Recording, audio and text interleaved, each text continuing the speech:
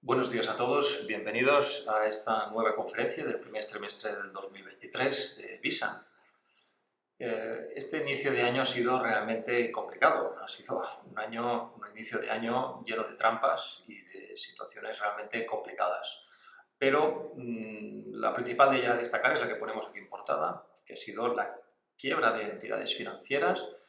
Hace muchos años que no estaban quebrando entidades financieras y ahora, pues de forma sorpresiva, relativamente sorpresiva, han empezado a quebrar bancos. La foto que ponemos es de un banco, pero no la ponemos ahí como rota, pensando, no, esto es el fin del mundo, ni mucho menos. Pensamos que esta crisis bancaria está bastante controlada y no va a haber un contagio excesivo. Muy bien, pues más adelante explicaremos un poco nuestra perspectiva de todo esto. Empezamos. En primer lugar, veremos la rentabilidad agregada de clientes Visan. En segundo lugar, veremos como vista de pájaro pues, aquellas principales noticias o cosas de actualidad para entender un poco este primer trimestre. Nosotros, como casa de inversión, pensamos que seguimos en un mercado bajista a pesar del ruido que se pueda escuchar y los indicadores que tenemos son claramente de mercado bajista, pero requiere bastante paciencia. Después hablaremos del protocolo pólvora, puesto que ha habido dudas en relación al mismo y que queremos explicar un poco cuál es la situación actual del protocolo y cómo vamos a actuar de ahora en adelante, ¿no? Y después visa a largo plazo, la evolución del fondo y finalmente unas conclusiones. Muy bien. ¿Cuáles son las rentabilidades de clientes de la casa? En primer lugar, el año 2021 tuvimos un resultado positivo del casi 13%. El año pasado fue un año particularmente difícil, con caídas en el mercado americano del 20% en el Standard & Poor's, más del 30% en tecnología, y en Europa cayó un 12 y pico por ciento. Realmente el protagonista, a pesar de que parece que sean las acciones que cayeron, realmente fue la renta fija. La renta fija cosechó caídas en Europa del 17%, borrando de un plumazo en solo un año las rentabilidades acumuladas de más de 5, 6, 7 años para sorpresa de mucha gente. Nosotros recordemos que ya a principios del año pasado ya teníamos muy poca exposición en renta fija, cerca de un 15%, pero la redujimos en un 25% ante la posible que empezaran a hacer subidas de tipos de interés, como así sucedió, y al ejecutar después protocolos pólvoras, a continuación aún redujimos más. De hecho, fue la parte que nosotros consideramos fue más gravosa de la situación del año pasado. Así y todo, acabamos con una rentabilidad negativa, desgraciadamente, pero bueno, comparado con el mercado, mucho mejor. Este primer trimestre del año ha sido un poco lo contrario. Nosotros estamos en negativo cuando la mayor parte del mercado, prácticamente todo el mercado, está en positivo. Y ahora veremos un poco qué es lo que ha pasado y cómo puede ser como que nosotros estamos de forma tan distinta, ¿no?, al mercado. Todo tiene una cierta explicación.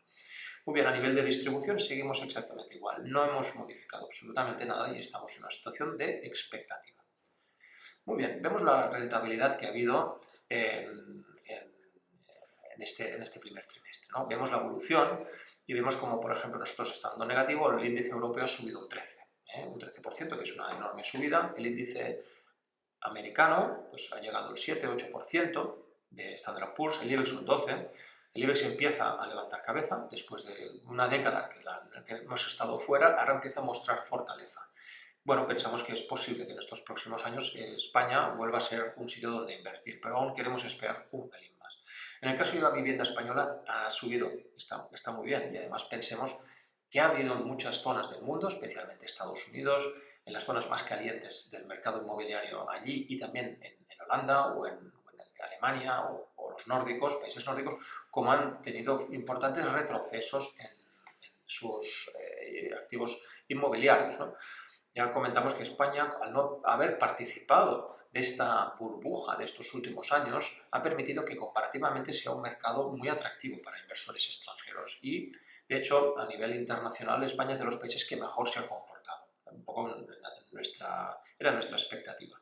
Después vemos como la renta fija, después de estos 2 años de fiasco, bueno, ha conseguido rascar algún porcentaje, básicamente gracias a las últimas caídas que ha habido de los yields, de la renta fija, producidos por la crisis bancaria. Ahora bien, seguimos diciendo que la inflación es pervasiva y sigue presente, y la inflación en última instancia ayudará a que los bancos centrales no puedan aflojar y reducir los tipos de interés aún, hasta que la cosa esté un poco más controlada, con lo cual puede ser que la renta fija en algún momento pueda volver a sufrir. Eso lo veremos. A lo largo de este año ya lo veremos. Así pues, un inicio de año para Visan no muy bueno, la verdad, pero veremos, queda mucho año por delante. En casos que ha habido así en el pasado, porque no es la primera vez que nos encontramos en una situación en que la evolución nuestra no es nada acorde a lo que está sucediendo en general, bueno, cuando esto ha sucedido en el pasado, muy pocas ocasiones ha sucedido, pero cuando esto sucede, generalmente en los próximos trimestres siempre ha pasado algo, ¿vale? Cosas, bueno, no muy buenas. Pero bueno, ya lo iremos viendo, no significa que tenga que pasar algo así, pero bueno, simplemente que es una situación ciertamente anómala. Bien, pero lo más importante no es esto, lo más importante para nosotros es ver y entender que trabajamos para las familias con un proceso de planificación financiera. Esto es clave y esto es importantísimo entenderlo. Nosotros tenemos un proceso de planificación que nos blinda los pagos importantes de la familia a 5 años vista. Es más, como empresa tenemos un horizonte para todos aquellos activos que no están blindados a 5 años. Y nuestra obligación es esta, conseguir generar dinero a 5 años vista. ¿Cuál es la rentabilidad que hemos obtenido a 5 años vista? Desde el principio, pues bueno, siempre ha sido positiva. Siempre ha sido positiva. En este último tramo, desde el 2023 para atrás, hasta el 2019, estamos ganando un 28% de promedio. Ahora bien, con las caídas que ha habido ahora, eso, claro, es lo que queremos, a pesar de que podamos tener periodos durante el que no se gana dinero, o que el mercado gana y nosotros no. Nos da relativamente igual, evidentemente es molesto porque el mercado sube y nosotros no, etcétera, etcétera. Pero nosotros realmente nos adherimos a nuestra disciplina y la disciplina es la clave para gestionar el patrimonio. Tenemos 5 años para seguir ofreciendo rentabilidades positivas y que permitan cumplir los planes. Pues bien, ahora estamos ganando este 28, si se empezó hace 5 años, estamos hablando del 2019, y en promedio, ¿de acuerdo? Y veremos cómo sigue funcionando de cara a futuro. Ya lo veremos. En todo caso, paciencia. Bien, aquí vemos cómo han ido las inversiones a nivel internacional y además teniendo no solamente en cuenta acciones y renta fija, sino también teniendo en consideración el dinero en efectivo, cash, y teniendo en consideración también la evolución del inmobiliario a través de los REITs, Real Estate Investment Trust, y también commodities, es decir, si compráramos petróleo, compráramos grano, etc. Esta, digamos, es una distribución muy diversificada. Entonces vemos que el año pasado esta inversión se generó pérdidas del menos 13%. Lo que salvó el año fue básicamente invertir en commodities. Por eso el año pasado la estrategia Value, que está muy fuertemente expuesta a las commodities, le fue muy bien. Y de hecho, pues es lo bueno, podemos tener impacto a través de las commodities gracias al Value Investing. Pero bueno, vemos como durante muchos años las commodities no han funcionado muy bien, como lo podéis ver aquí, es de las cosas que han ido peor y por eso las estrategias Value ha habido durante muchos años que han ido francamente mal. Bien, este año la rentabilidad estamos hablando de un 4%. Nosotros hemos cosechado una situación negativa, no estamos a mucha distancia de ahí, pero hay una cierta distancia, evidentemente, y este era un año positivo. Lo único que ha ido mal, verdaderamente mal, ha sido las commodities, que han caído con bastante fuerza. Muy bien, fijaros aquí, esto es importante.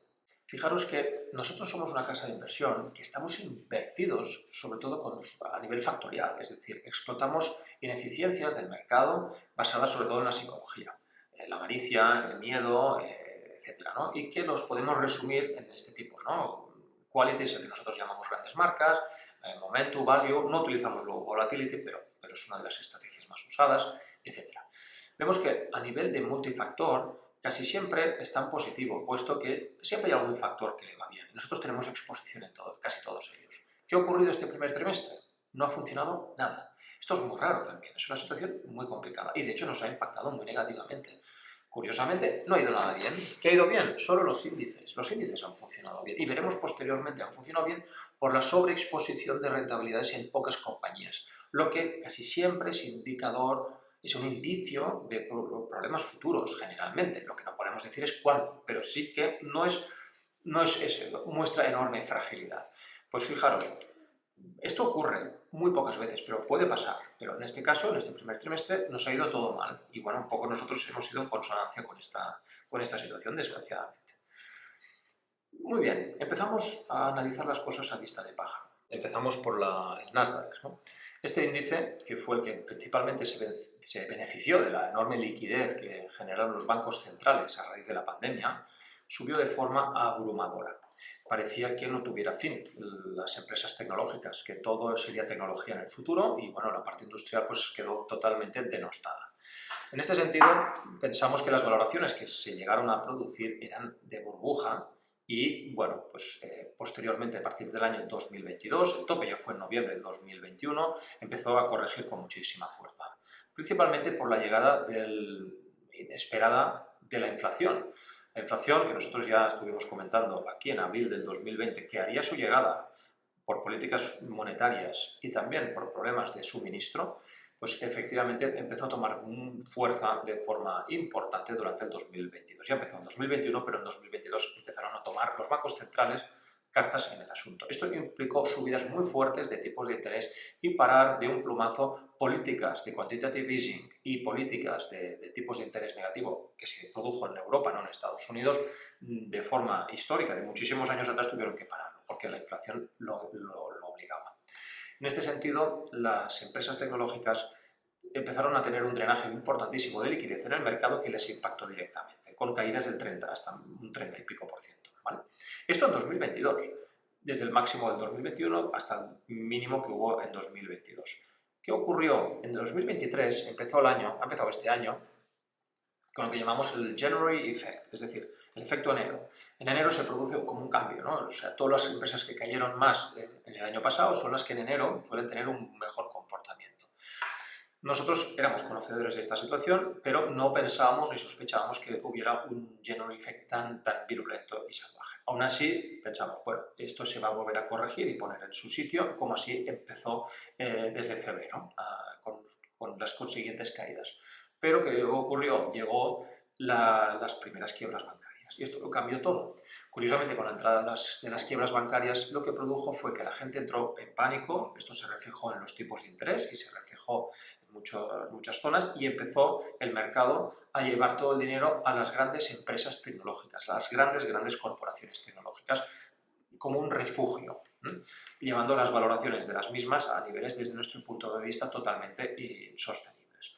O sea, este enero, febrero y marzo ha sido bastante tremendo. De hecho, con la subida en enero, muchos hedge funds han quebrado, porque no se esperaba a la gente una subida tan brutal a nivel del Nasdaq, y la gente tampoco preveía estas caídas de las primeras entidades financieras.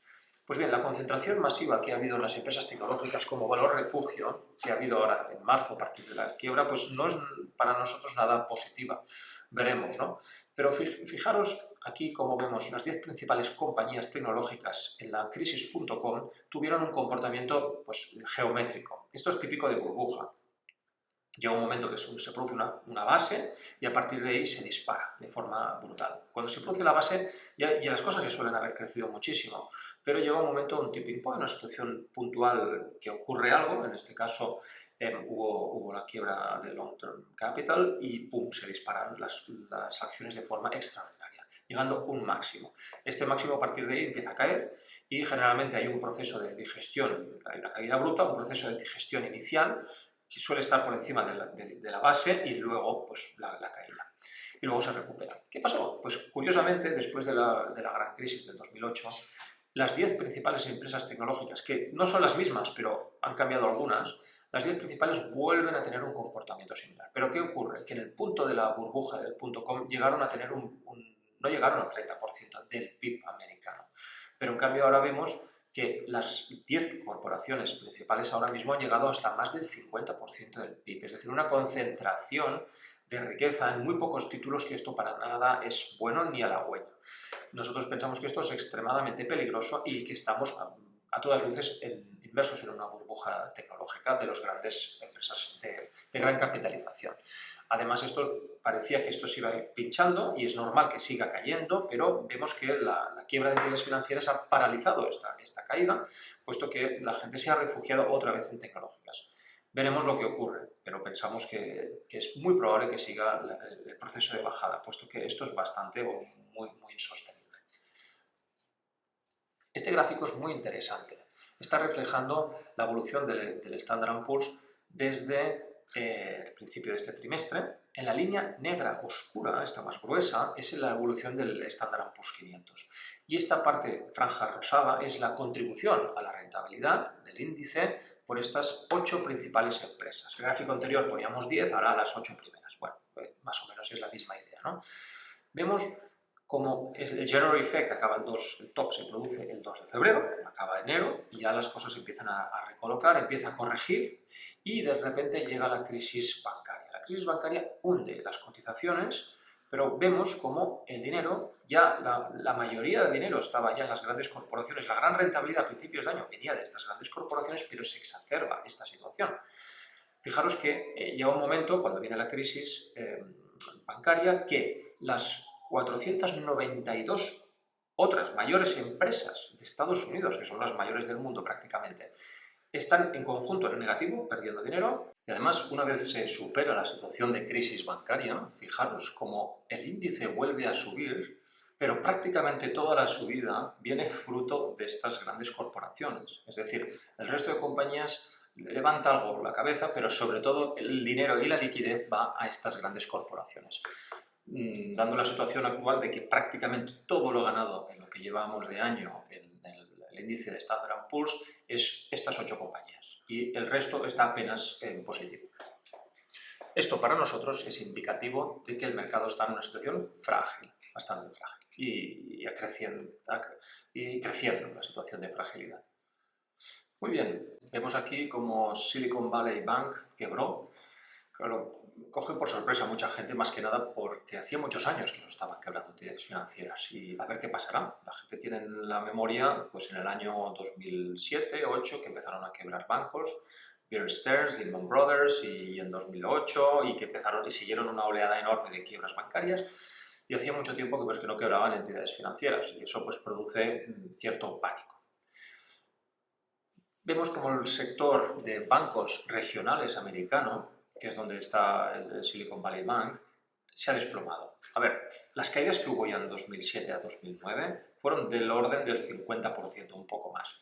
Hasta entonces no ha vuelto a haber caídas de este tipo, salvo en la pandemia, que fue muy impresionante, pero bueno, una situación que se puede entender dada la coyuntura, pero ahora mismo nos encontramos con otra caída de este nivel, ¿no? Es decir, es una situación muy, muy complicada. Nosotros, por ejemplo, en Visa a largo plazo, de forma táctica, pues las valoraciones de las entidades financieras, sobre todo las grandes, los grandes bancos, creemos que van a beneficiarse de esta crisis, Goldman Sachs, JP Morgan, y van a recibir la liquidez que está saliendo de otras entidades financieras. Pero claro, estamos hablando de valoraciones realmente muy lucrativas, muy buenas, aunque bueno, el mercado podría seguir tirando la baja, esto no lo sabemos. Fijaros en la situación actual, en una situación de máxima tensión, pues, y después de estos retrocesos, pues la situación no es muy halagüeña que digamos.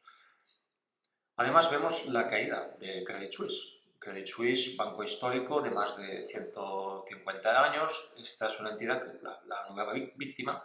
Es verdad que para nosotros no ha sido demasiado sorpresa, llevan muchísimos años con una mala gestión, superó la crisis del 2009, aquí tuvo que ser intervenido posteriormente. De hecho, UBS tuvo que ser intervenido y Credit Suisse no, perdón, fue UBS la que fue intervenido, que es su gran competidor, archienemigo, cuando es ahora UBS la que tiene que comprar Credit Suisse. Son cosas del destino, digamos, cosas raras. Pero fijaros la caída, ¿no? Constantemente a la baja, a la baja, a la baja. Cuando vemos algo así, es algo que no está funcionando, evidentemente, y son entidades que cuando surge alguna crisis de algún tipo, las que están más débiles son las primeras en caer. Y así ha pasado con Credit Suisse. Inmediatamente la Reserva Federal tuvo que inyectar liquidez de forma masiva para aguantar toda la situación aquí europea y se ha inyectado liquidez y no ha habido ningún problema. Y de hecho, pues el sistema sigue funcionando y las cosas siguen adelante.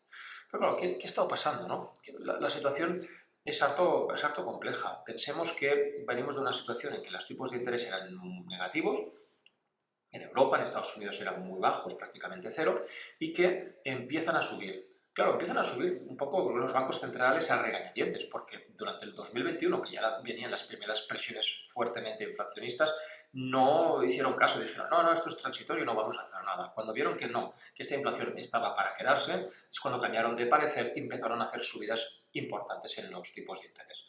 Claro, las subidas de tipos de interés son fuertes, la gente cree que esto va a parar, pero no para, no para, sigue subiendo hasta que se rompe algo, y aquí es cuando hubo la crisis bancaria, ¿no? Empezaron a bajar los tipos porque se ajusta el mercado para recoger esta crisis. Claro, nosotros empezamos a ver colas, ¿no? Colas en que, bueno, pues comprar deuda pública, ahora pues hay colas, esto sí que es bueno, y no los bitcoins, etcétera.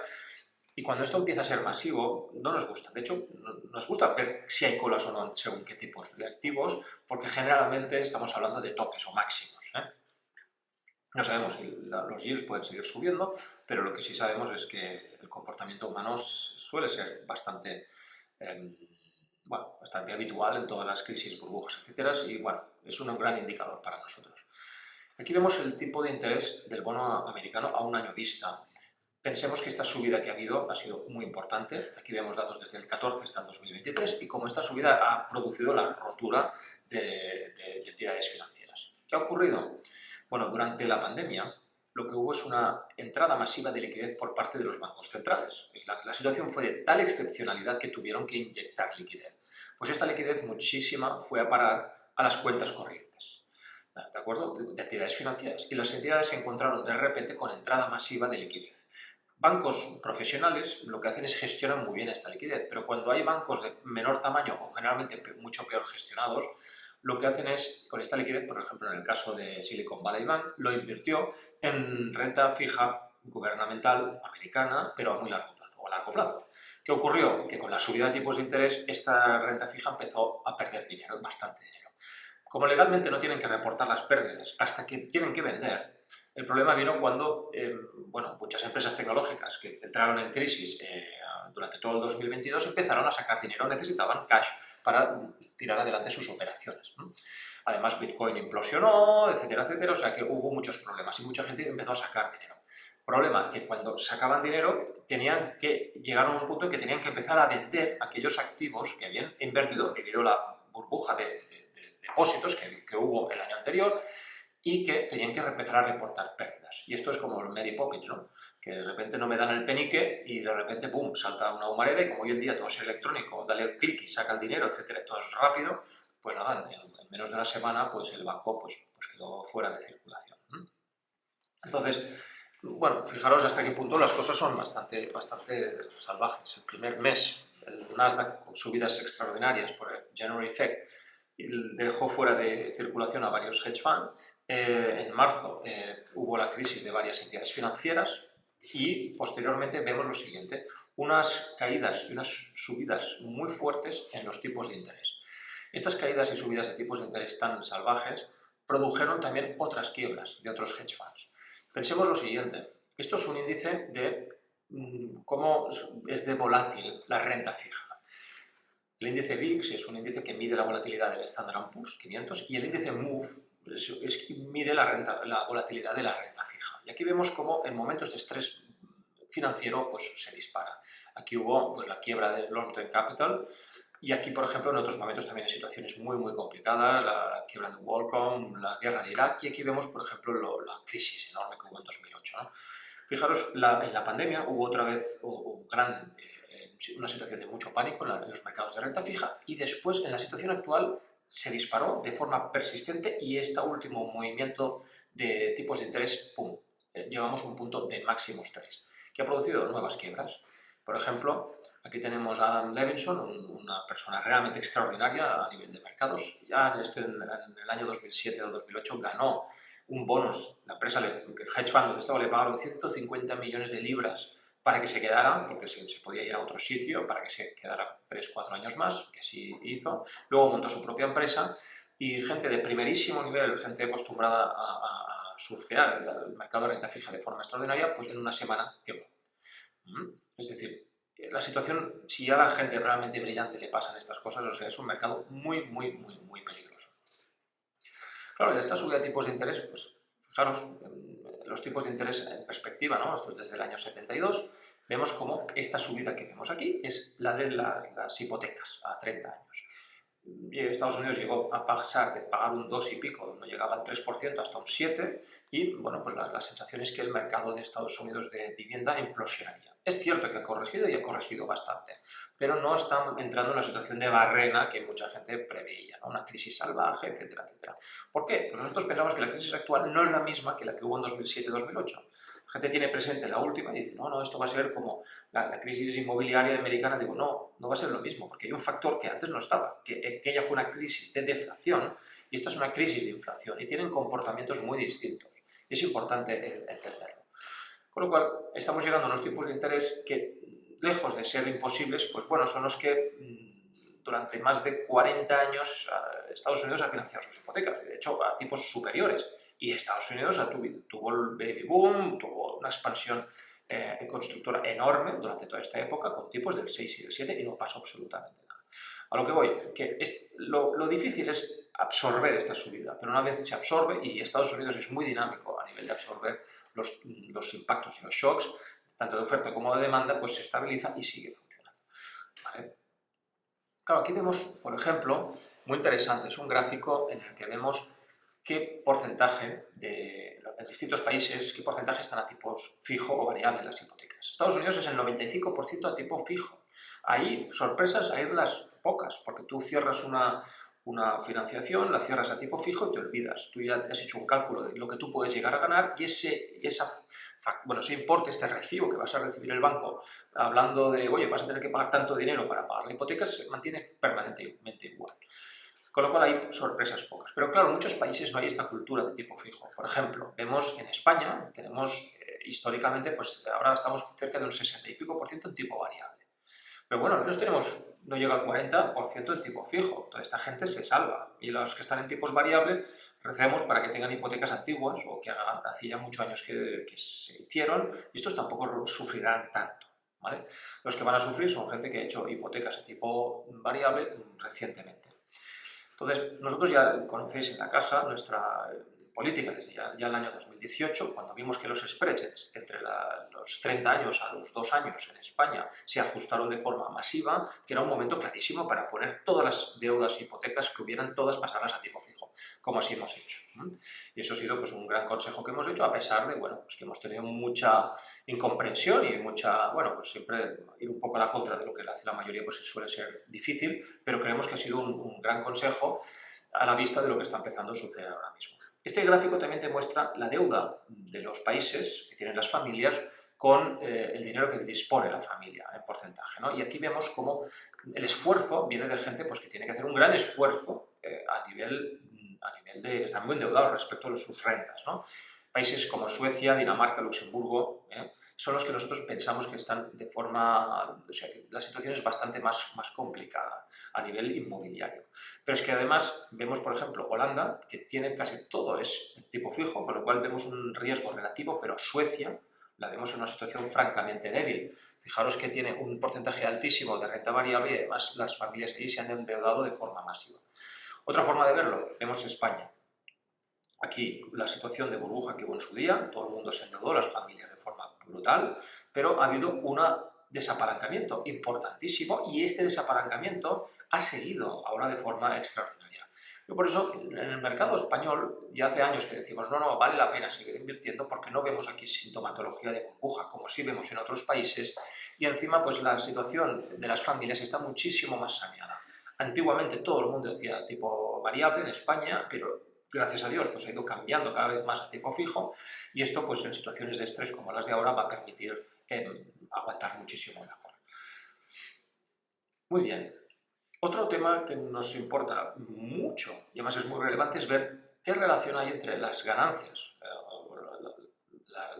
las earnings yield, ¿no? Lo que está ganando, tanto sumando los beneficios en proporción al valor de las acciones, respecto a lo que te genera una letra a 6 meses de Estados Unidos. ¿Por qué nos importa este dato? Porque, a ver, cuando tú compras el mercado de acciones y ahí tú puedes estar ganando un 5, un 6, un 7% al año, pero las letras del tesoro te están dando prácticamente lo mismo, ¿qué sentido tiene invertir en acciones?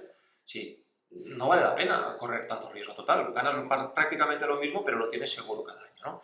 Esta situación es precursora, desde nuestro punto de vista, de crisis importantes. Por ejemplo, en .com, pues en el año 2001 se ganaba más con letras del tesoro.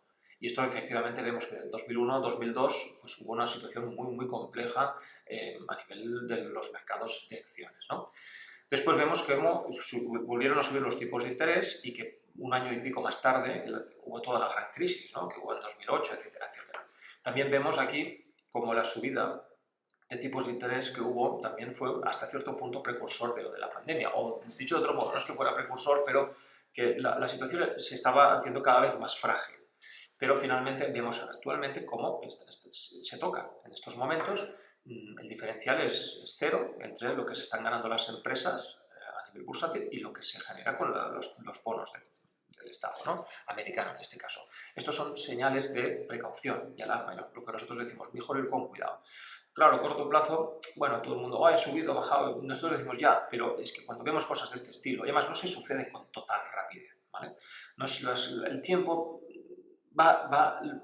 curiosamente en un mercado bajista el tiempo va lento, va bastante más lento de lo que parece. Suceden muchas cosas y muchas cosas no suceden, ¿vale? Entonces es una situación complicada. Aquí vemos, por otro lado, muy interesante, qué porcentaje de las acciones que vemos en los índices están por debajo del índice. Cuando, dicho de otro modo, cuando los mercados suben y la mayoría de empresas no están ganando dinero, es que estamos en una situación frágil. Esto nos lo encontramos en puntos críticos y generalmente estamos hablando de tops. Este fue el top del año 1928, antes de la gran crisis, que los que subían eran muy pocas empresas las que estaban ganando dinero y la gran mayoría no estaban generando dinero y se concentra capital en última instancia en los grandes tops, en muy pocas compañías y de repente empiezan correcciones muy importantes. Hubo otra a continuación en este top de aquí, y aquí vamos viendo. Generalmente no tiene por qué haber una corrección muy fuerte, simplemente hablamos de fragilidad. Estamos en situación de fragilidad, ¿vale? Que a veces pues es muy indicativa, ¿no? En este caso es previo al gran colapso del año 74. Aquí estamos hablando de la situación de .com. Fijaros que en el 2008 no sucedió. En ese momento el mercado completo cayó, fue una crisis de deuda y todo el mundo se lo llevó por delante. Y vemos que en la pandemia sí que llegamos a una situación muy similar y actualmente estamos en una lectura muy complicada. Estamos, bueno, es un poco, es frágil, la situación es frágil. No tiene por qué ser inmediato, ni mucho menos, pero hablamos de fragilidad. Y además vemos el papel diversificador de los índices, ¿no? A la gente le gusta invertir en índices, etcétera, y pensamos que es correcto, pero como todo, tuvo su época más dorada. Creo yo que lo más potente de la inversión por índices fue del año 2000 al 2012, 2013. A partir de entonces, los índices han sido extremadamente, las inversiones vía índices se ha abusado de ellas y casi todo el capital ha ido ahí. Todo el mundo está haciendo este tipo de inversiones y por lo tanto la gente está comprando lo mismo. Y la tendencia es imparable, ¿no? A partir del 2015 vemos que esta situación sube mucho. Por ejemplo, las dos principales acciones del Standard & Poor's, las dos, suponen el 13%. Solo dos empresas, el 13%. Entonces, esto no creemos que sea sano, porque no estás invirtiendo de forma diversificada. Y de hecho, las 8 primeras acciones, estás hablando de casi el 50% en el Standard & Poor's 500. O sea, dices, ostras, de las 500 acciones en 8 tienes casi el 50%. Eso tampoco es diversificación. Si te vas al Nasdaq 100, pues el Nasdaq aún es peor. La situación es bastante más dramática. Las dos primeras acciones ya son más del 25%. Con lo cual, invertir en índices en estos momentos pensamos que no diversifica o no tiene el aspecto de diversificación que debería tener un índice, que sí que lo tiene normalmente, pero a veces no. Cuando lo pierde, cuando está en una situación de estas, generalmente está en una situación débil. Y bueno, pues simplemente hablamos de fragilidad. No hablamos de que va a pasar, no lo sabemos, nadie lo sabe, pero sí que la situación es ciertamente frágil. Muy bien, ¿y dónde estamos ahora? Esta transparencia la proyectamos en la última presentación, no la hemos tocado, pero es para ver en qué momento comentamos a principios de año. La narrativa de 2022, hablamos de inflación, ¿no? Y la inflación, cuándo vendrá, cuándo no vendrá, etcétera, y qué hará la FED para frenarla. Bueno, ya lo hemos visto, subir los tipos de interés de forma muy bestia. Y en la narrativa de 2023 nosotros pensamos que se estaría hablando siempre cuándo será la próxima crisis, que no llega. Y de hecho, hay factores que nosotros estamos en un mercado bajista. Una cosa es que el mercado financiero esté bajista y la otra es la crisis económica en el mercado real. O sea, los mercados financieros pueden anticipar cierto comportamiento de la economía real ¿vale? Puede o no materializarse, puede ser que una crisis financiera se materialice en crisis económica, y un poco esta es la situación actual, ¿no? Que la mayoría de agentes vaticinaban a principios de año una crisis financiera, a finales del año pasado y a principios de esta, pero que no llega. Y nuestra tesis es que incluso habiendo quebrado las entidades financieras, etcétera, etcétera, que parece que llegue ya la crisis, pensamos que la crisis no está tan inmediata, la económica, ¿eh? Otra cosa es la parte financiera. Podríamos encontrarnos perfectamente que la economía sigue relativamente bien, boyante, en este próximo trimestre, pero los mercados cayeran. Y diríamos, oh, no, no puede ser. Sí, claro que puede ser. Siempre hay una descorrelación en tiempo en la parte financiera y la parte economía real, ¿vale? ¿Y cuándo dejará la Fed de subir los tipos? ¿No? Todo el mundo está pensando, no, los van a reducir ya, porque la gente cree que va a haber una crisis inmediata y por lo cual la gente apuesta a que van a bajar los tipos de interés. Nosotros pensamos que los tipos de interés no se van a bajar y a principios de año pensamos, no, no, van a seguir subiendo como así ha ido pasando, y pensamos que ahora en mayo hay las próximas reuniones de la Fed y es muy probable, nuestra tesis es que sigan subiendo los tipos de interés, al menos 0,25 puntos básicos más, 25 puntos básicos más, y quizá no está tan claro que paren entonces, es lo más probable, pero vete a saber si hay otros picos fuertes de inflación en el futuro que siga subiendo, lo veremos. Claro, vemos que esta es la misma trampa que pusimos en enero y dijimos, oye, 2023 será un año extraordinariamente difícil y volátil. Ya lo veíamos, esto puede ser bastante tremendo, ¿no? Hay un riesgo muy importante que la inflación se enquiste, como sí está sucediendo, y la crisis no es inminente, puesto que el mercado laboral es muy fuerte, ¿no? Va a haber crisis, decimos, bueno, pero los restaurantes llenos, la gente va de vacaciones, hace viajes, la gente sigue teniendo dinero, entonces el consumo sigue fuerte, ¿vale? Entonces, ojo, ¿vale? Crisis de deuda. Aquí sí que veíamos crisis de deuda pública y los bancos centrales los que están atrapados. Y aquí vemos parte de la crisis en los bancos. La deuda pública que han comprado las entidades financieras como Silicon Valley Bank y otros, pues claro, están perdiendo mucho dinero aquí. Y aquí, pues, ¿qué hacen los bancos centrales? Ostras, es que tenemos que ayudar a estos bancos a que no caigan, pero ¿qué hacemos? Si los ayudamos y bajamos los tipos de interés, la inflación se dispara y entonces nos convertimos en una república bananera. ¿Podemos conseguir esto? Pues no. Con lo cual, no es tan fácil. La tarea de los bancos centrales ahora es extraordinariamente complicada. Entonces, claro, puedes pivotar. Pivotar significa empezar a bajar tipos de interés. Ya, pues complicado, ¿eh? Pero claro, los tipos de interés altos implican que los gobiernos tienen un problema fiscal, puesto que van a empezar a pagar unos intereses muy altos por su deuda, cuando en un momento histórico los cogen en un momento histórico con mucha deuda, y el resultado puede ser que tengan que empezar a subir impuestos de forma draconiana. Ya lo estamos viendo en España, pero otros países empezarán. Lo que pasa es que o reforman o va peor. Entonces, hay países como España, por ejemplo, que ha pensado en no reformar. Ha dicho, bueno, subimos las pensiones el 8,5, que es un error garrafal. Pero es lo que ha dicho, bueno, pongo la cabeza debajo la arena y que sea lo que Dios quiera. En cambio, vemos Francia, Macron, que dice, no, no, hay que reformar las pensiones, etc. Y mirad lo que está pasando en Francia, el choque se ha montado ahí. Pero es que hay que hacer reformas, ¿no? Y esto antes de lo que ha pasado con Macron, pero es que es obvio. ¿Qué quieres hacer? ¿Quieres reformar o no quieres hacer nada? Y encontrarte luego con una crisis mucho mayor. España evidentemente no está haciendo los deberes. Y claro, las cortinas de humo que dijimos, ecocomunismo, lucha de género, guerra, todo, bueno, es para tapar un poco todos estos problemas de verdad que se deben enfrentar los gobiernos y no quieren. Y el tema de guerra no vamos a entrar mucho en esta presentación, ya lo hablamos en el anterior, bueno, y cada vez hay más información, Ucrania está perdiendo de forma importantísima la guerra, y bueno, pues veremos lo que pasa. Es muy probable que se vayan sucediendo las cosas de forma rápida en estos momentos, pero bueno, esperemos que no lleguemos a la Tercera Guerra Mundial, pero todo indica que se están preparando para entrar militarmente los países de la OTAN en Ucrania, cosa que es peligrosísimo y recemos para que no pase. Muy bien, hablamos de esta inflación. Estamos en una situación de, bueno, pues aquí en España celebramos que la inflación haya caído, pero no, hemos conseguido la inflación pararla. Bueno, nuestra opinión, que lo que hemos hecho es un mínimo en inflación. Básicamente ha bajado por la energía, pero es que la energía, en marzo, si bien es cierto que bajó, luego ha vuelto a subir. Y no descartamos de que siga unas sendas de subidas. ¿Por qué? Por muchos factores, hay muchísimos factores aquí, pero no creemos que a corto plazo podamos cantar victoria con el tema de la inflación, ni mucho menos. Cuando la economía entra en crisis, entonces sí que el petróleo puede caer y mucho. Si ahora el Brent pues, está en 80, pues no descartamos que el Brent pueda llegar a incluso caer a 50, podría caer, ¿vale? Pero mientras la gente siga consumiendo, gastando, etcétera, hay una fuerte demanda de petróleo y es probable que se mantenga estable este consumo.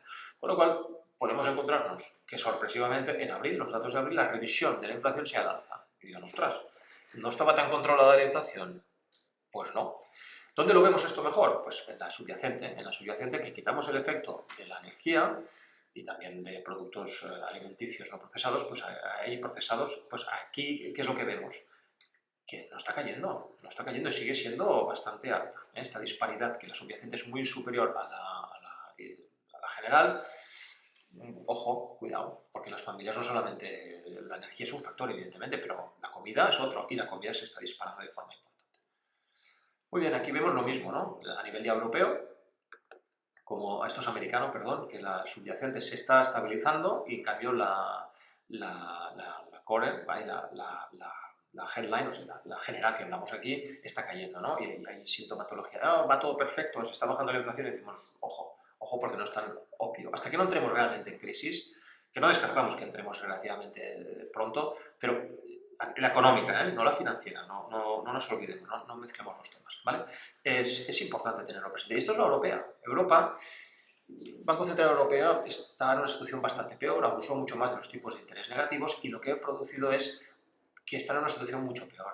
Es muy probable que Europa permita que haya mucha más inflación y nos convirtamos más en República Bananera que no Estados Unidos. Estados Unidos yo creo que van a ser mucho más ortodoxos, pero Europa es bastante desastre. Y van a permitir, y además hay la excusa de la guerra, etcétera, etcétera, y van a decir, uy, es que vamos a tener que, entre todos, apoyar todo esto. Y básicamente cuando te dicen esto, significa que todos vamos a pagar vía inflación la guerra y estas malas decisiones políticas que están tomando.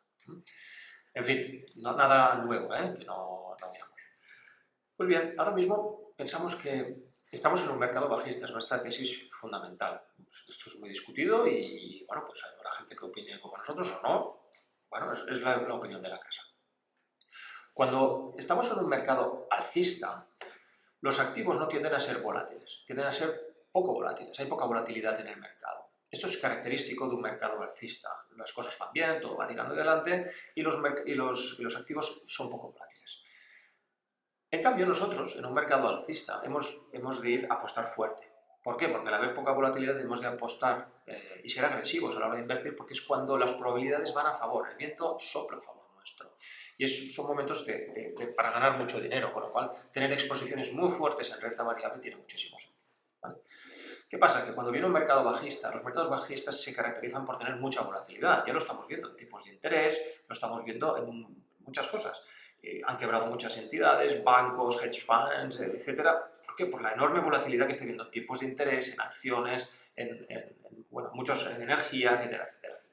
Entonces, claro, en estas situaciones nuestra tesis es, a ver, si no eres capaz de ver las cosas con un poco de antelación y los mercados te caen de forma muy fuerte, pues ejecutamos protocolo pólvora, no hay ningún problema.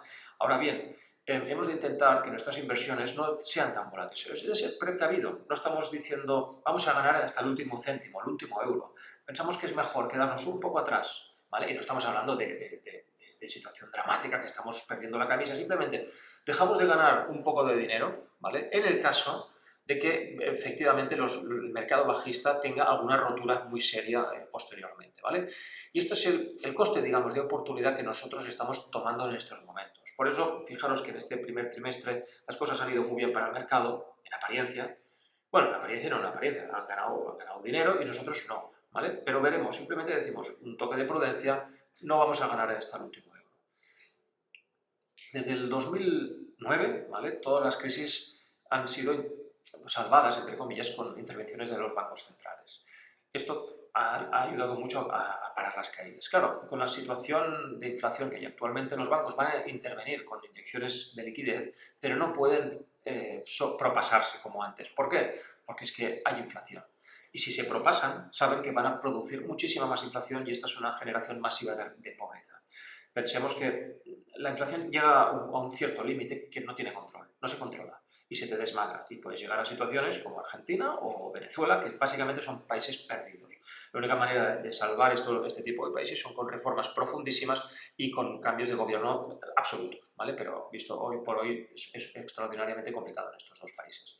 Entonces, claro, ¿qué va a pasar? Pues bueno, de hecho los bancos centrales están deseando que las economías entren en crisis porque una crisis económica les ayuda de forma muy fácil a ellos a empezar a controlar la inflación. Todo empieza a petar, la gente pierde el trabajo y todo hace que los precios bajen, ¿no? Y les hace muchísimo... la crisis les hace la mitad del trabajo, ¿de acuerdo? Pero no está llegando la crisis, lo que decimos, no llega. Por ejemplo, aquí vemos Michael Burry, que es el de Big Short, no sé si habéis visto la película. La última gran crisis del 2008-2009, pues él apostó a la baja, ¿no?, de todas las caídas. Y él ha dicho ahora, volviendo a 1920, o sea, hace muchísimos años, esta ha sido una de las generaciones que mejor lo ha hecho comprando el dip, ¿vale? Entonces, cuando caen los mercados, caen las acciones, compra porque vas a ganar dinero, ¿vale? Y eso es todo. Uy, han caído los mercados, compra, ¿no? Y lo hemos visto durante toda esta última década, los bancos centrales han apoyado y tal. Este hombre tiene siempre un punto de humor o sarcasmo, llamadlo como queráis. Y claro, nosotros lo que hemos hecho es coger este gráfico y lo comparamos con la deuda, los tipos de interés, ¿no?, que pagan Estados Unidos. Entonces, ¿qué vemos? Que, curiosamente, cuando bajan los tipos de interés de la deuda, en este caso a 10 años, bueno, el Fed Fund Rate pero también aplica la deuda a 10 años, vemos cómo en escenarios de bajadas de tipos de interés, comprar cuando las acciones caen es rentable. Compras bien y vuelve a subir. Pero cuando los tipos de interés empiezan a subir y creemos que estamos entrando en una nueva oleada de subidas de tipos de interés y los ciclos de deuda no son de 5 años, son de 30 años, de 30 años, va de 30 en 30, es muy probable que, como ocurrió durante 30 años, ¿vale?, o más, que con las subidas de tipos de interés, cada vez que caen las acciones un poco, tú compras pensando que suben y siguen cayendo, y se sigue desplomando. O sea, estamos entrando en una situación de mucha dificultad. ¿Por qué? Porque están subiendo los tipos de interés y la inflación cada vez va más. Así que son escenarios complicados, muy complicados, y no son nada fáciles, ¿no? Compra que cae y compras y sube. No, simplemente es precaución, simplemente lo que llamamos es, creemos que hay un cambio importante por la aparición de la inflación y que hay que redoblar la prudencia. Muy bien, más temas que vemos.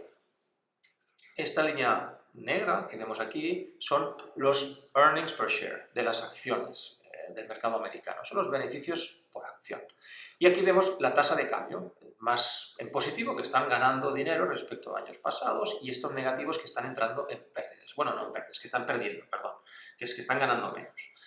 Entonces, aquí vemos la evolución del índice. ¿Y qué vemos? Que cuando los beneficios por acción pasan a terreno negativo, sino que decrecen, el mercado, aunque haya caído ya previamente, da igual, el mercado empieza a corregir aún más. Porque, bueno, pues una cosa es crecer menos, pero sigues creciendo, y la otra es, no, literalmente, empiezas a decrecer. Momentos de este tipo, pues no son bien recibidos por los mercados, a pesar de que previamente hayan podido hacer según qué corrección, ¿vale? Por ejemplo, aquí ya empezó a caer y el mercado ya empezó a hacer caídas. En este caso, seguían creciendo los mercados y ya habían hecho el top y estaban con fase de caída. Claro, estos puntos son malos. Por ejemplo, en 2015 hubo caídas no muy fuertes, ¿vale?, y con lo cual la crisis que hubo no fue excesivamente severa. Esto es la pandemia. Pocos meses antes de la pandemia ya empezaron a caer y, bueno, como mínimo uno hay que ponerse en guardia, es decir, ojo que a ver lo que pasa. Y aquí ahora mismo nos encontramos en esta misma situación. Los beneficios empresariales están se están reduciendo. Con lo cual no sabemos lo que pasará a nivel bursátil, pero a la vista de la historia, como mínimo, invita a cierta precaución. Otro gráfico muy importante que vemos es qué diferencia hay entre una crisis suave y una muy fuerte, ¿no?, lo que llamamos en inglés hard landing o un soft landing. Entonces, a ver, es importante ver que uno de los factores que más lo diferencia es si los bancos están incrementando la dureza a la hora de prestar dinero. Y dicen, no, es que si vamos a prestar de forma dura. Vamos a subir los intereses, comisionaje, etc. Lo que estamos viendo ahora es que los bancos están volviendo a apretar las tuercas, y más desde este primer trimestre, pues vemos cómo a raíz de las quiebras de los bancos se están poniendo en guardia y dicen, vamos a tener que subir márgenes y ganar más dinero para tener mayor cobertura, ¿no?, más holgura, y si sube la mora, al menos que ganemos mucho dinero y podamos soportarla sin problemas. Además, y si hay una situación muy complicada, nosotros como mínimo vamos a estar controlando anticipadamente el riesgo. Y creo que hacen bien, las entidades financieras deben hacer esto. Pero claro, esto al final repercute en la economía real y repercute con la gente que necesita crédito y liquidez, que no pueden acceder o lo acceden a precios mucho más caros. Cuando esto sucede, normalmente hay un hard landing posterior, ¿vale? Y en estos momentos estamos viendo que hay esta situación y que probablemente entremos en una situación de crisis, al menos por la parte bancaria, que es muy importante, ¿eh? Los bancos. Y otros datos muy importantes también son situaciones en las que lo que gana, el interés que están ganando los bonos BBB, ¿vale? Que son bonos de rango de inversión que se pueden invertir, que son considerados seguros, ¿vale? No es nada seguro, ¿eh? Pero bueno, considerados seguros. Si lo que están ofreciendo prácticamente es lo mismo que ofrecen las letras del Tesoro americano a 90 días. Antes hemos visto un gráfico respecto a las acciones y las letras a 6 meses, ahora vemos el gráfico de lo que pagan la renta fija, investment grade, con las letras a 90 días, son cosas similares. Fijaros, en el año 29, que se produce un mínimo, pues lo que nos estaba diciendo, ojo, cuando se paga prácticamente lo mismo por la deuda que por lo que te ofrece el gobierno a 90 días, ojo. Lo mismo, crisis del 66, hubo una crisis importante, julio del 73, octubre del 79, febrero del 2007, indicativo, cuidado, y ahora estamos en esta situación, en febrero del 2023. Bueno, esto no es matemático, insisto, y además estas cosas no suceden inmediatamente. Esto pasó en febrero, que fue el mínimo, y fijaros, volvió a subir, ¿vale? Y hasta un año más tarde no empezaron a ver, bueno, 6 meses, de hecho, 6 meses ya empezó a quebrar, empezaron a haber problemas, pero tardó un año, fijaros. Por eso os digo que no es inmediato. En el caso del mayo del 29 sí que fue bastante cercano el top, etcétera, etcétera. Es un dato más. Por último, vemos como no ha habido nunca, en el caso que estamos en un mercado bajista, los mercados bajistas acaban cuando estamos en recesión. Entonces, si realmente estamos en un mercado bajista y que tiene que haber recesión, debería, cuando empiece, durante el tiempo de recesión, que puede ser un 3 meses, 6 meses, un año, lo que sea, de recesión económica, no financiera, insisto, durante este periodo el mercado suele hacer el mínimo de mercado. Entonces, claro, estamos nosotros ante la tesis de que la recesión económica no ha llegado aún, ¿vale? La recesión financiera o la crisis financiera ya empezó desde el año 2022 con la subida de tipos de interés y que hay quien dice, no, esto va a seguir a la alza. Nosotros pensamos que no, que es muy probable que todas las subidas que ha habido recientemente sean pues, un bear market rally, un pequeño rally en un mercado bajista. No pasa nada, es muy habitual y pasan estas cosas. Pero que en algún momento, en los próximos meses, empiece la crisis económica. Y pensamos que será más tarde que pronto, porque sigue habiendo mucho dinero y mucha liquidez en las familias y muchos ahorros. Con lo cual habrá que esperar algo más. De ahí nuestra prudencia, en el sentido de decir, oye, es que no creemos que esto se haya acabado aquí, ni mucho menos. Eso sí, nos toca tener más paciencia que yo, eso sí, que no es fácil la paciencia, porque la gente quiere resultados inmediatos y ganancias rápidas, pero la prudencia invita a esperar y veremos lo que sucederá. Si verdaderamente no viene ninguna crisis y no la hay, pues entonces, pues chico, habrá que volver a entrar en el mercado más tarde, no habremos ganado hasta el último euro, lo sabemos, habremos ahorrado gran parte de caídas del año pasado y de este año pues habremos perdido parte de las subidas, pero forma parte de nuestra prudencia. Preferimos esto a ir hasta el último céntimo momento, sinceramente. Claro, los mercados bajistas vemos que en general duran un promedio de 20 meses. El nuestro empezó en enero del 2022, ya han pasado 13-14 meses. El promedio está en 20, hay más largos. Pero ¿qué vemos? Que cuando hay shocks de inflación, las crisis, como en 46, en 73 o en 80, las crisis son más largas, las crisis bursátiles. O sea, se tardaron 20 meses en llegar al máximo y aquí 36. Entonces, a lo que venimos a decir, que cuando hay un problema de inflación, creemos que la recuperación bursátil será más lenta de lo habitual. No es tan inmediata, no es pum, rápido. Además, ¿por qué? Porque los bancos centrales, al haber tanta inflación, no se atreven a estar inyectando más leña al fuego, sino que quieren, a ver, vamos a ir con cuidado. Con lo cual, por eso, y las acciones se mueven mucho por la liquidez que hay en el mercado, suele tardar un poco más. Por eso aquí invitamos simplemente a decir, pensamos que es probable que dure un poco más esta crisis financiera y la crisis económica aún no ha llegado y pensamos que debería llegar, pero paciencia, ¿vale? Pensamos que a finales del año pasado y a principios de este, hacía muchísimo tiempo que la gente nunca había dicho hoy va a entrar una crisis, ¿no? Decimos, cuando todo el mundo piensa que va a haber crisis, decimos, pues no va a haber crisis. Y así ha sido, no hay crisis, ¿eh? No ha llegado la crisis económica, no está llegando. Con lo cual decimos, bueno, precaución, mucha precaución. En The Economist, ahora mismo, todo el mundo a principios de año pensaba que habría crisis y sale esta portada que pone aquí, lo voy a apartar, pone Riding High, The Lessons of America's Astonishing Economy. Pues oye, bueno, un poco, oye, qué bien va a Estados Unidos, pensábamos que entrábamos en crisis y esto va fenomenal.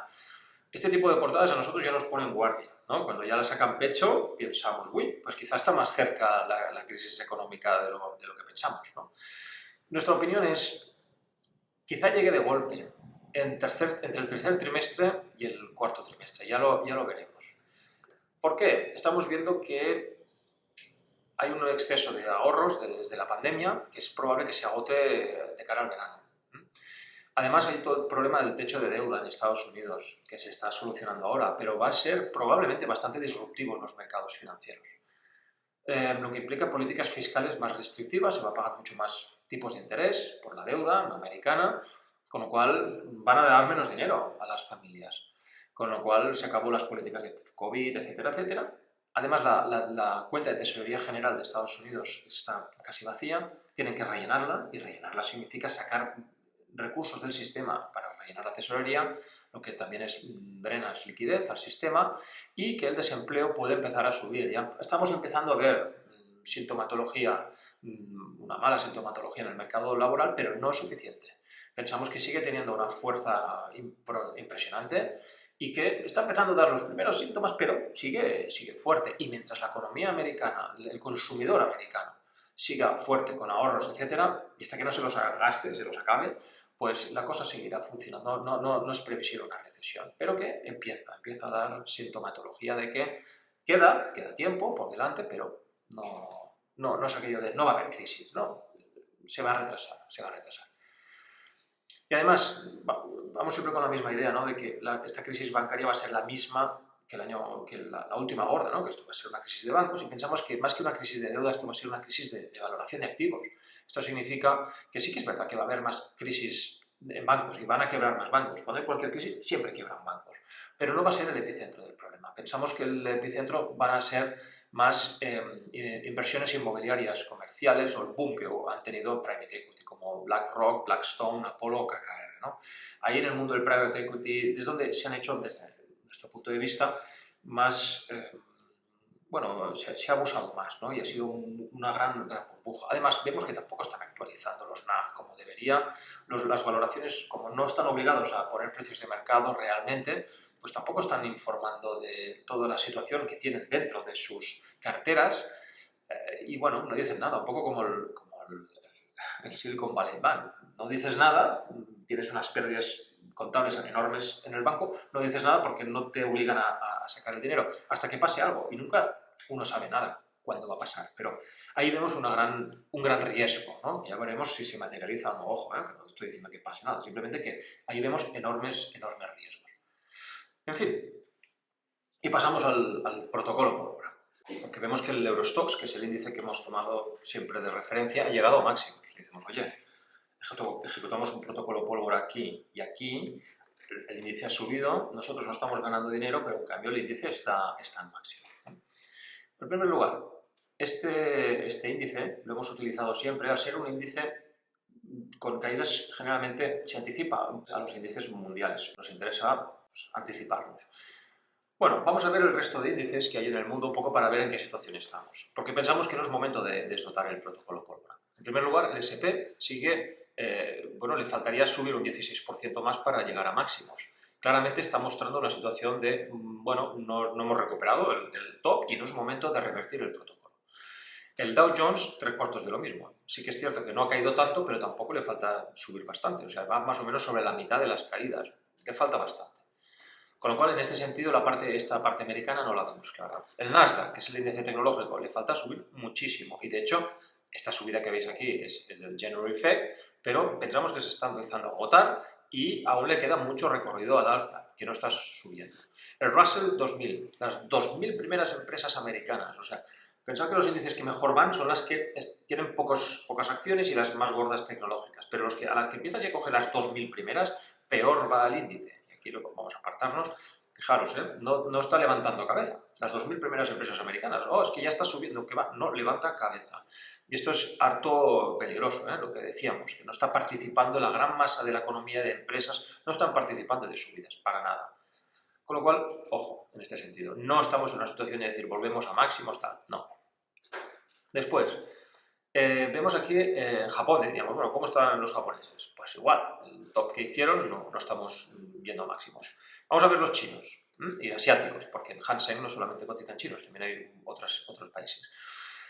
Pues no, tampoco, parece que la situación no se está recuperando para nada y el top que tuvieron aquí es que ni están llegando, les falta crecer aún un 50%, la situación no pinta bien en este sentido. Y después vamos a Europa, que es el que ha ido mejor, el Eurostoxx 50, pero vamos al Eurostoxx 600. ¿Qué pasa si en lugar de coger las 50, cogemos las 600 primeras? Y vemos que tampoco, le falta poco, pero le falta cierto recorrido.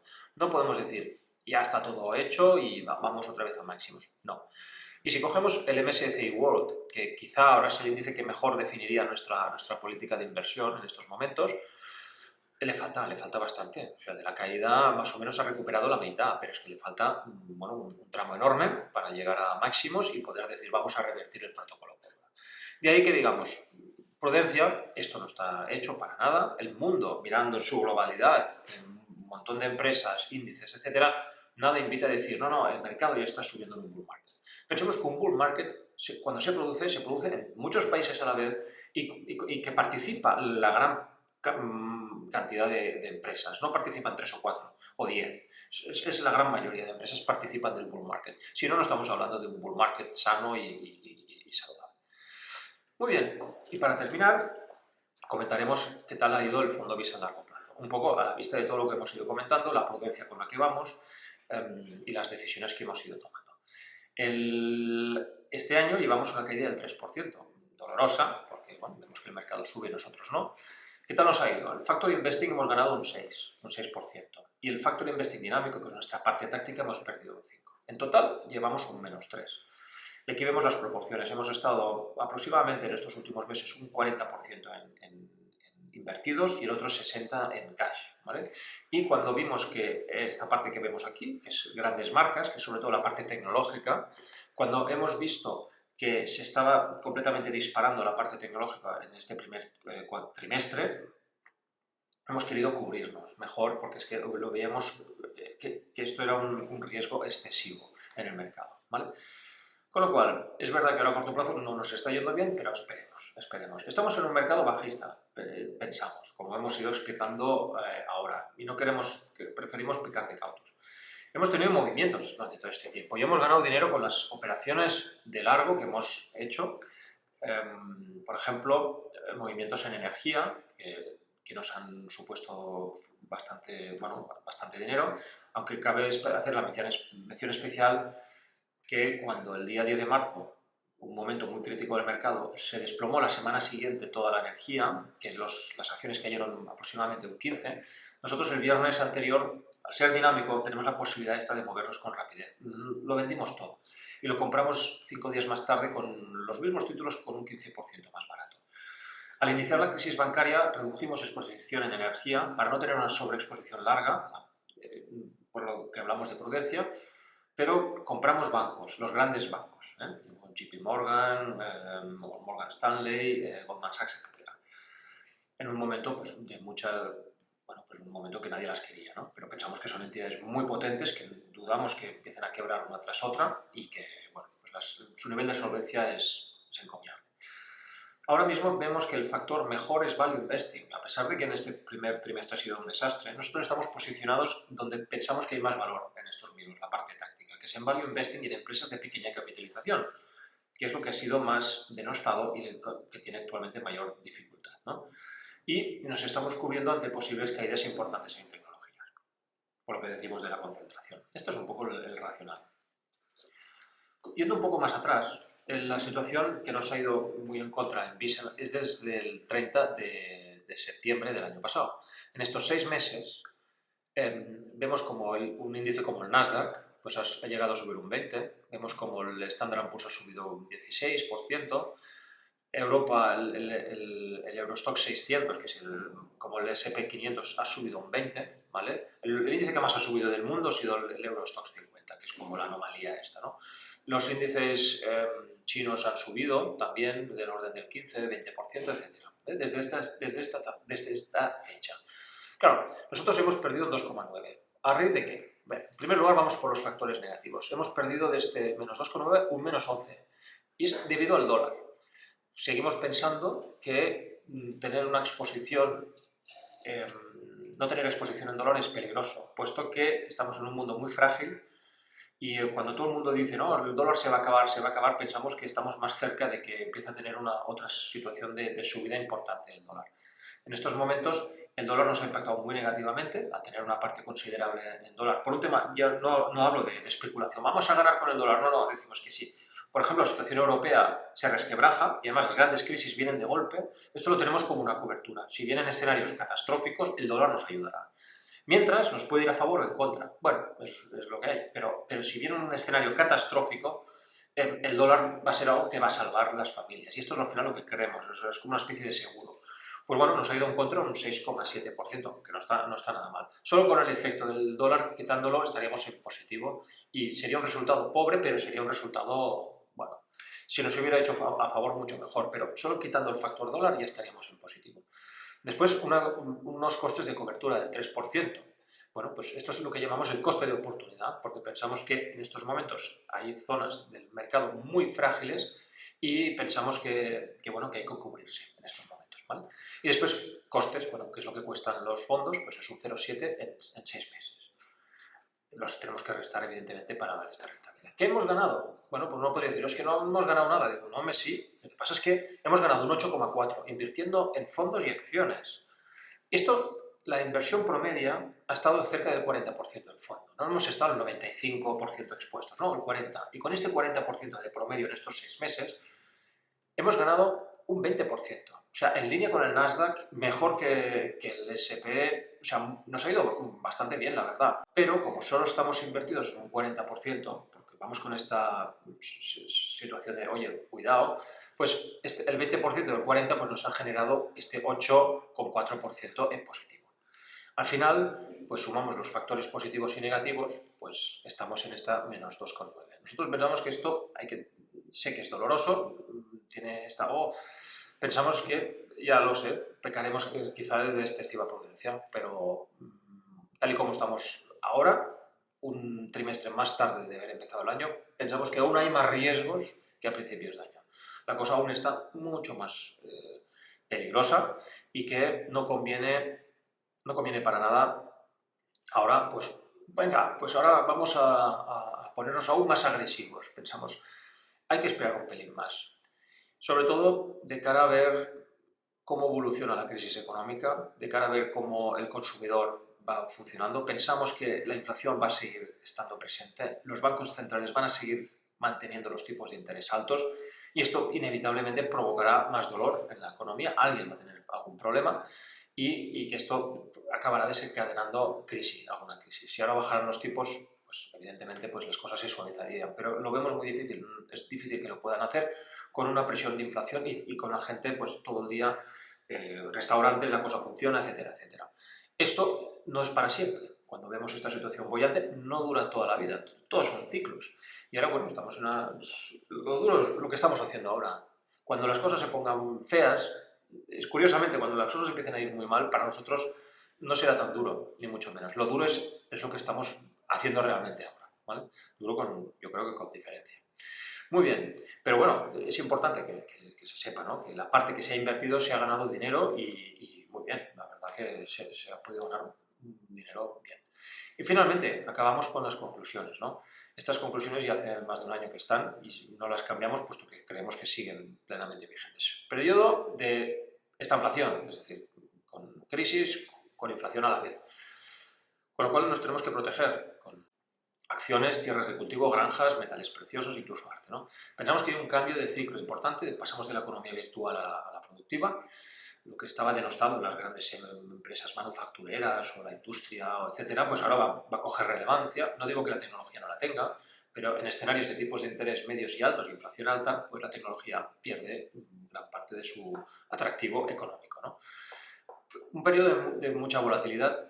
Seguimos pensando que con las oleadas de la inflación, que ahora sube, ahora baja y de repente vuelve a subir, esta situación pues es muy incómoda y entonces produce grandes volatilidades en todo tipo de activos. Este primer trimestre es un claro ejemplo, ¿no?, de la situación de volatilidad extrema en tipos de interés, que ha empezado a quebrar hedge funds, fondos, bancos, de todo, y la gente en la calle, todo va bien, entendeme, o sea, uy, no está pasando nada, no entendemos nada, ¿no?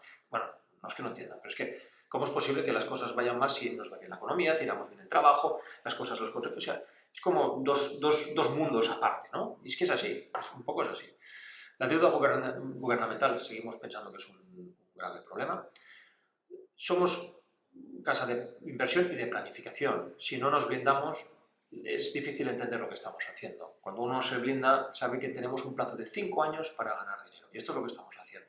Estamos invirtiendo a largo plazo, a más de 5 años en todo el dinero que no está blindado. Y vamos siempre con este horizonte en la mente. Por eso hay que entender estas situaciones temporales, de ir con cautela, etcétera, etcétera. Responde esta visión a largo plazo que tenemos.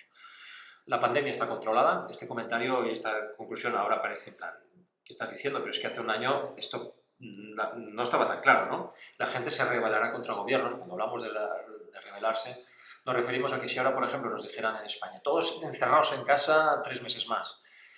Bueno, pues dudo mucho que la mayoría de gente lo haga y mucha gente directamente no lo va a hacer.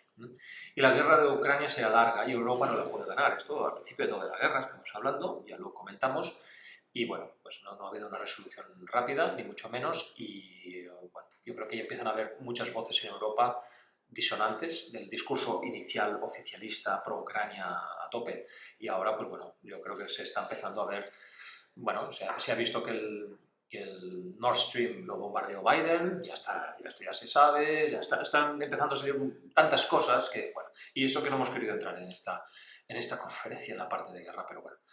En fin, iremos viendo, pero toda guerra produce inflación, ¿eh? Y mientras siga la guerra, pues la presión de inflación seguirá y, bueno, pues va a hacer difícil el trabajo de los bancos centrales. En fin, muchísimas gracias a todos por vuestro tiempo, por vuestra atención y en fin, pues que todo vaya muy bien. Muchísimas gracias. Hasta ahora.